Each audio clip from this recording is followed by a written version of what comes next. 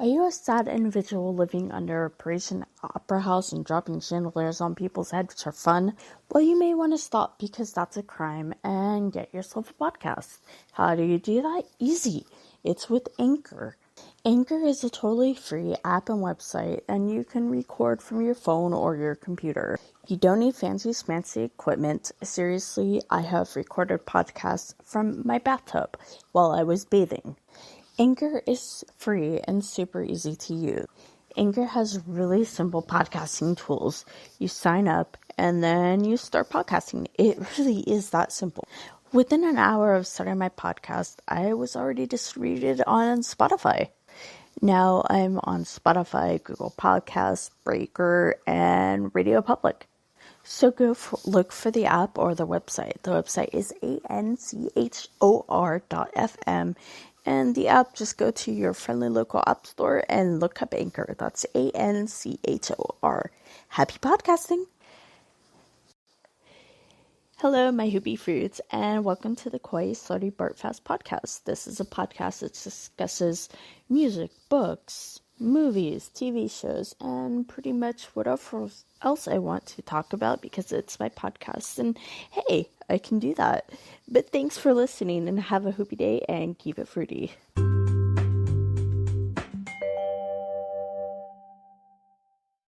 Today on the podcast, we'll be discussing Season 2, Episode 11, The Second Chance.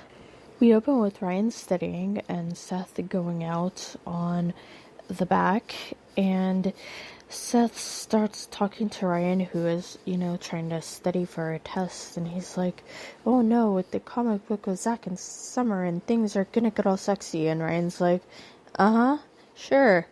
And Seth's being all dramatic because, he's Seth and he does that.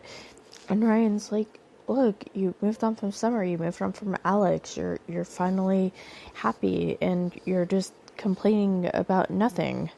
And Seth's like, okay. By the way, did I mention that Marissa got a tattoo last episode? I'm not sure if I remember that, and for some reason it's not letting me play it right now, and I, like a genius, deleted the file to save room on my phone. So, yeah. So anyway, Marissa got a tattoo with Alex. Caleb was very upset, and Marissa left. That doesn't really have anything to do with what's going on now, but it just popped in my head that I don't remember if I said that. I am the world's okayest podcaster. Sandy tries to sneak home, which is never a good look on anybody, really. I mean, but Seth catches him and tries to blackmail him like, oh, well, if I don't tell anyone that you came in home late, you won't tell anyone when I break curfew. And Sandy's like, nope, not gonna happen. And Seth's like, fine. So Sandy goes up to the room and tries to be sneaky, but Kirsten sees him, and she asks how Max felt about Rebecca's death. Now remember, Rebecca's not actually dead, and he doesn't tell her this. And honestly, I kind of understand why, because she was, obviously feeling so insecure and intimidated that he just didn't want to have that hanging over her. But really, tell her. I mean, you're literally trying to help this dude, and you haven't seen this woman in 20 years, and I can't help but feel that if he wasn't so secretive, the stuff that happens, after this moment, wouldn't have gone down the way it did. But, that's okay. So, Rebecca calls him from a payphone, which I swear watching these shows is hilarious, because when's the last time you saw a payphone? Seriously, when's the last time you saw a payphone, let alone one that worked? But anyway, it's ancient technology now, and that's so funny to me, because they were such a part of my childhood, and basically they've been rendered useless. Anyway, that's just me babbling. So she calls him and asks him to meet her, and he's like, oh, okay, fine. And then we get the credits, which I kind of want to put the song here, but again, I don't want to be busted for copyright infringement. Poor Ryan, still trying to study for his task, and everybody keeps on interrupting him. This time it's Kirsten. She comes in the kitchen, and she asks him questions about school. I noticed that his response seemed a little bit weird, so she assumes that there's problems with Lindsay, and Ryan's like, no, everything's fine, but, thanks. And then he, tells her about the dinner with Caleb, and Kirsten is properly horrified because she knows her father, and she's like, well, maybe he mistook her for Haley, which, is kind of harsh on Haley. Haley's come a long way. I mean, come on, Kirsten. Don't be so judgy. But, anyway, so they talk, and Kirsten decides to plan a dinner at their house, and then to make Caleb see that people aren't as terrible as he is. And there's mention of Darth Vader and Luke Skywalker, and it's really kind of a confusing comparison because, I mean, Caleb's awful, don't get me wrong, but he's never ordered the destruction of a planet. So, I mean, when you think about it in comparison, Caleb's not that bad when you compare him to Darth Vader, but okay. And if Lindsay's Luke, and Caleb is Anakin Skywalker, who would Obi-Wan and Yoda be? Serious questions here. I actually want to see if people can come up with answers. Sandy and Rebecca meet, and they have a little bit catching up to do, and Sandy's like, well, a lot of things have changed in 20 years, and she's like, oh, you think 20 years is a long time? And it's like, yeah, Rebecca, kind of is, you weirdo. And I completely forgot that she was a fugitive from the law, from the lab exploding and what's his face dying, so my bad. It wasn't on the previously ons, or if it was, it happened before I started watching it today. So, and she says that since she's a fugitive, you know, she's not gonna stay in Newport very long, and she's gonna be there for like 2 days. And Sandy's like, well, what are you going to tell your dying dad? And she's like, oh, I was hoping that you'd help me with that. And it's like, oh, awkward. Now, kiss. And if you're guessing I was talking about Alex and Marissa, you are absolutely correct. Give yourself a gold star and lots of applause. They are just so precious together. I love them so much. So, they have been apparently drinking a lot, and Alex is very proud of Marissa's ability to hold her liquor, which honestly not that great of a thing at like 18 years old, but okay, sure. And so they decided to spend more time together there, and there's longing looks, and Marissa goes to change her shirt because it smells like cigarette smoke, and Alex stares longingly at her back, and it's super cute, and I want them to kiss immediately. Every time they're not on screen, until like the thing happens, I'm just gonna imagine that Marissa and Alex are smooching and nobody can stop me. Ryan and Lindsay are at school, and Ryan invites Lindsay to Kirsten's dinner, and Lindsay's like, yeah, no, I don't want anything to do with Caleb Nickel, which, you know, understandable. And Ryan tries this whole Luke and Anakin thing, and Lindsay points out the obvious flaws, which is that Luke actually killed Anakin, and Anakin cut off Luke's hand, so go Lindsay. Kirsten marches into Caleb's office to give him what for, and he starts complimenting her, and then he makes comments about her figure, which, Caleb, don't. That's nasty. Anyway, so Kirsten informs him that he is going to come to her house for dinner, and he will be nice, or he will lose both daughters. Sandy, Max, and Rebecca have been talking, and Max has just been informed that Rebecca plans on leaving early, and he's like, well, wait, you can defend her, and Sandy's like, no, that would be really hard because of what happened, and Max is like, but she wasn't there, and Sandy's like, surprise Pikachu face, .jpg, and, then Rebecca's like, yeah, I wasn't there. I chickened out, and Sudowski took the blame for it. I don't know if I remember this last one, but Sudowski is played by Jeffrey Dean Morgan, so that was a fun, familiar face to see. It's a shame that guy didn't move on to bigger things. He seemed like a really good actor. Seth and Summer are talking about the comic book, and Seth is being really weird again and talking about how he hopes that nothing strange will happen between them because of the working relationship. And Summer gets kind of paranoid about that, her relationship with Zach might not really be that strong. And then Zach comes along and he's like, hey, I talked to this comic company and they love it. They especially loved Summer's character. And Summer's like, oh, yay. And Zach's like kind of ignoring her and talking to Seth. And Seth's like, oh, that's great. And he's like, okay, so they want you to do sketches like tonight. And he's like, wait a second. And Summer's like, wait, you want me to pose for Cohen tonight? And Zach's like, yep. Dun dun dun. Sandy's in the kitchen with Kirsten. Sandy's in the kitchen, I know. Oh, no, he's not. He's actually in the dining room with Kirsten. And they're talking about the Rebecca situation. Sandy tells Kirsten that he wants to clear Rebecca's name without telling her that Rebecca is actually alive, and Kirsten's all for it.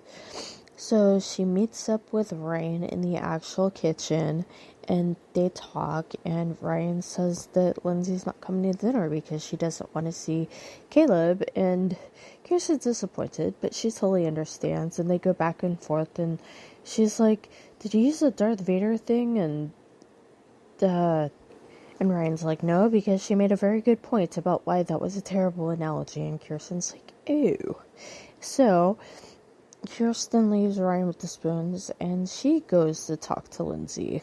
Kirsten goes to Lindsay's place, where Lindsay is playing the oboe, and Kirsten is very impressed by Lindsay's prowess, and tries to convince her to go to dinner, because once you get to know Caleb, he's a wonderful guy, and once you get him figured out, and Lindsay's like, sure, and Kirsten's like, LOL, JK, I never figured him out. He's horrible, but we can face him together as sisters. Which is a lovely thought, because sisterhood is powerful. We have Alex and Marissa. They are at the Crab Oyster, the place where Alex works. I can't remember. And they're hanging out, and Marissa is looking at a drawing that Seth did and asks her about her relationship with Seth. And Alex like, it never really started, unfortunately. And then Marissa wants to spend the night again just to stay away from Caleb, which really, who can blame her? Ugh. And Alice actually blatantly asks where their relationship is going, and she points out that they've actually been spending more time together than she and Seth ever did, and they're closer than she and Seth ever were, and Seth was her boyfriend. Which is absolutely a valid point, but Marissa gets all freaked out and uncomfortable about it. And it's like, Marissa, you weenie. Go for Alex. She's great. Until, but let's not talk about that yet. So she leaves the bar, and Alex looks, and she almost looks back. Marissa almost goes back, but she doesn't, and I shake my fist in rage. And now it's time for a quick break. Rebecca and Sandy enter Sandy's office, and they talk about how Kirsten doesn't know that Rebecca is alive, and Sandy's like, well, no, I can't tell her because it would be dangerous for her. And I kind of disagree with that. I mean, if he's going to try and defend this woman and prove that she's alive, then he probably should tell Kirsten, because that would be kind of upsetting to find out that the woman that he was in love with 20 years ago, popped up back and he didn't tell her. That would make me kind of sad. So they talk about the good old days, and Rebecca talks about ordering Mexican food, and then she talks about smoking pot, and apparently she had a rather sizable bag of weed on her. back when this was filmed, it was not legal, so how she got it from Canada, very interesting. I mean, smuggling drugs over the border, that's a pretty serious crime. But they get very, very flirty and look at each other very intensely. And Rebecca says that back in the day, Sandy could make, like, a bong from an apple or something like that. And I know a guy who could do it with a potato, which just seems like that would not taste very good. But anyway, so they're like, okay, let's just, keep Mexican food and tequila. And Rebecca's like, alright, sure. Speaking of flirty, we've got Summer and Seth. Seth is over at Summer's place, and she's wearing a bathrobe, and he's like, yeah, thanks for dressing up. And Summer takes off the bathrobe, and she's wearing, like, a legit superhero costume. It's really cute. And Seth thinks that she's not posing right, so basically he moves her around and poses her the way that he wants to, and she's like, are you done getting your greasy paws off me? And Seth is like, fine. So he goes back to his drawing, and Summer sees it, and she's like, did you just draw that? That's amazing. And then she talks about how she can't draw, and Seth tries to help her, and things get very flirty. I'm talking about, like, they almost kiss. They don't, which is good because of Zach, but they almost do, and it's a very, very well done scene, and I like it. Awkward, extremely awkward dinner with Ryan, Caleb, Kirsten, and Lindsay, and wow, so they're talking, and Caleb's doing his things, insulting Ryan as being classless, and Ryan finally gets up to leave, and Caleb keeps on it, and he's like, you know what, and it seriously looks like things are going to come to blows, but then Caleb clutches his test. Yes, he clutches his test. No, he clutches his chest and falls down, dragging the tablecloth with him and taking a lot of food. I would like to point out that apparently Kirsten did make this dinner, and it was a fondue, so, everything was saved, because as we know, she is a terrible, terrible cook.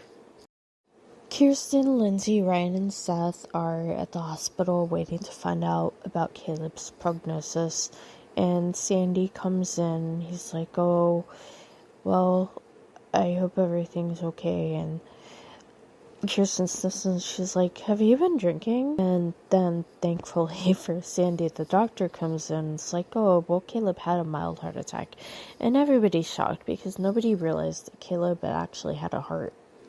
They end up going, Kirsten and Lindsay end up going to see Caleb, and he's like, oh, I'm sorry for being such an awful person, can you forgive me? And they do. Or is it? Because seriously, I know what Caleb ends up doing, and yeah, Julie's murder attempt wasn't cool, but, you can kind of understand it. Like, it's one of the things that's not right, but for the purposes of fiction, it's understandable, and just Caleb is terrible. Marissa and Summer, and we haven't had a Marissa and Summer scene in a while in the series, it feels like, and that's really kind of sad, because as much as I enjoy Marissa and Alex together, I've always loved Marissa and Summer's friendship. It always felt like something that was really real, like these two girls like really cared for each other. So they talk about the almost kiss between Summer and Seth, and they talk a lot about nose grazing, which is just weird. And then Marissa said, well, what if you meet somebody who, like, you're into, but you're really surprised by it? And Summer's like, well, if it's Seth, then no, hide, defend yourself. And she's like, if it's a normal person, then you're probably okay. And seriously, Summer is such a weirdo, but I love her. Like, she can be really mean and shallow, but, like, the way she's played by Rachel Belson is that, like, it's so clear that she has a good heart, and that she genuinely cares for people. She's just not that great of showing it, probably because of her terrible dad and her stepmom. Sandy is at his office with Rebecca and her father, and they are going forward with the case, which is great.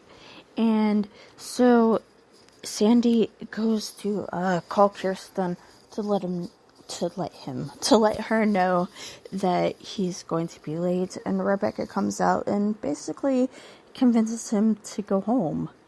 That she tries to tell him that, hey, your wife needs you, I'll be fine, we can talk about this tomorrow. Then we get to Kirsten and Ryan in the hospital, and Ryan is telling Kirsten that he was going to bring the coffee to them, but he didn't want to interrupt Caleb, and that he feels responsible for Caleb's heart attack, which, kind of understandable. When we're shouting at somebody and they basically collapse, it's kind of understandable that he'd be like, oh, that had something to do about it. But, face the facts. If you're a dick to pretty much everyone you've ever met, then your body is gonna suffer the stress of living such a lifestyle. I'm not saying that mean people deserve to have heart attacks, but yeah, that's not a good life choice. Alex stops by the Cohen house to give Seth back the drawing that Marissa saw, and they talk about their relationship and how it was a good thing that they weren't together because they were each other's in-between people. Alex says Seth help get her over Jody, and she's looking at Seth's sketchbook, and she's like, yeah, and I hope you get over. And then she sees that there's a bunch of drawings this summer, and she's like, ew. And they have a nice moment, and then Alex wishes Seth luck with summer. Kirsten comes home to Sandy cooking her dinner. It is salmon and a raspberry coulis, whatever that is. They talk about his office and how Kirsten thinks that he should spruce it up, and he's like, no, I like it the way it is. And they tell each other they love each other, and then Kirsten goes to get some things for Caleb. Seth goes to Summer's house to tell her that he doesn't think that they should spend any time alone together because of the awkwardness and, the whole Zach situation. So they decide that it would be best if they don't spend any time after some awkward back and forth involving Princess Sparkle's cape. So Seth is about to leave because he feels triumphant and everything is solved, and then Zach comes busting in, without knocking, I might add, and tells them that he got a call from the comic book person and that he's scheduled a meeting with all three of them, so they are going to have to take a road trip to San Diego, and Summer and Seth look a great deal like somebody just pooped in their Cheerios. At the bait shop, yes, I finally remember what that place is called. Anyway, at the bait shop, Rachel Yamagata is playing, and I was surprised that I recognized her because I very rarely recognize people. Unlike the opposite of Tyrion Lannister, I'm constantly dehydrated and I know nothing. But anyway, Alex is looking very mopey and sad, and Marissa comes on the balcony things and looks down and looks thoughtful and pensive, which I'm pretty sure mean the same thing, but let's just go with it. So anyway, Alex is standing there still looking mopey and sad, and Marissa comes up to her and holds her hand, and it's very sweet. And Rachel Yamagata's got a great voice. Man, after I'm done with this, I think I'm gonna listen to some of her songs. Ryan and Lindsay are still at the hospital, and Brian is asleep. Lindsay comes up to him and sits down on the bench thing, and Ryan wakes up and looks at her, and he's happy to see her, but Lindsay just looks very, very uncomfortable. Lindsay drives Ryan to the Cohen house, and Ryan is still going on how he feels that Caleb's heart attack was his fault. Lindsay tells him that it wasn't his fault, that these things just happen. And then she tells him that she thinks that Caleb has turned over a new leaf and wants to actually have a relationship with her. And she feels that if she's with Ryan, that might not help because Caleb is a horrible human being. Well, she doesn't say that, but let's face it, Caleb is awful. So Ryan does the right thing and says, okay, sure, we'll end up back together, and it's not like we didn't take a break before when Kirsten freaked out. Again, not exactly his words, but that's the general gist. So Lindsay drops him off at the Cohen abode and leaves, and Ryan stares very pensively at her as she leaves. Sandy calls Rebecca at his office on the sly. She answers using a cell phone. And basically he's calling to make sure she's okay. And she's like, yeah, I'm gonna sleep on the couch. And that's basically it. Seth is in his room drawing when the phone rings. It is a really annoying ring. It is also a corded phone, which is interesting because they had landlines. That was a thing back in these days. So, Seth tries to use the Force to get the phone. Alas, the Force is not with him. It is Kirsten on the phone when he finally answers it. And Kirsten tells Seth that she's going to Cindy's office to drop off his things. She uses the word sprucing, and Seth is horrified by that. She asks him to find Sandy, and Seth, barely goes out of the store, and he's like, Dad, and he comes in, and he's like, nope, haven't seen him. And then, 3 seconds later, Sandy's at the door, and he's like, hey, Ray and I could use some help, and he tells him that Kirsten called. Nothing about the sprucing up the office, though. Kirsten goes to Sandy's office and lets herself in. I don't get this, because since Sandy's hiding Rebecca, why does Kirsten have a key? That just seems like a really bad idea, especially knowing just, who Kirsten is. She'd have no problem, dropping off stuff. It's not like she'd snoop on purpose, but, it just seems like he underestimated his wife's desire to, make him happy and comfortable. So, Rebecca comes in and is like, oh, Sandy, is that you? Kirsten looks at her in shock because she was not expecting anyone to be at the office, let alone a woman who was supposed to be dead. And she was like, Rebecca? Dun dun dun. Hello, my fruits. I just wanted to thank you for each and every piece of email that you sent me. I really appreciate it, and I do try my best to get back to you. If you ever want me to read your emails in the podcast, just put please read on podcast in the subject line, and I'll be more than happy to do it for you. I haven't done it because nobody said I could, and I didn't want to make anybody feel uncomfortable because that's not what I'm about. Anyway, my email address is thekawaiislaartfast@gmail.com. And wow, I really should have thought about the length of that email before I made that email address. Anyway, have a happy day and keep it fruity.